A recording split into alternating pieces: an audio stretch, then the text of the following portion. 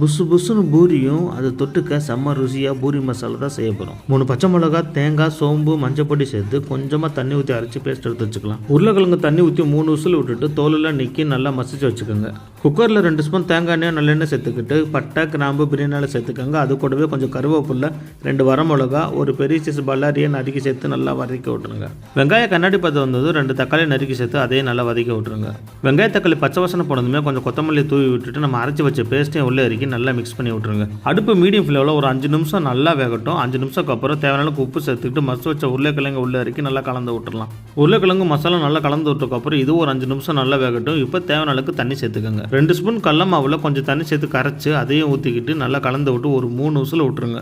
Restaurant ஸ்டைலில் பூரி மசாலா இப்போ ready ஆயிடுச்சு. இப்போ நம்ம பூரி செஞ்சிடலாம். மாவு பண்ணிறப்போ 2 ஸ்பூன் ரவை சேர்த்துக்கோங்க. அரை மணி நேரம் அப்படியே விட்டுட்டு அதுக்கப்புறம் தேய்ச்சி பூரி போட்டு போகிறாங்க. நல்லா புசு புசுன்னு வரும். இந்த வீடியோ உங்கள் ஃப்ரெண்ட்ஸ் அண்ட் ஃபேமிலிக்கு ஷேர் பண்ணிட்டு நம்ம சேனல் சப்ஸ்கிரைப் பண்ணிடுங்க.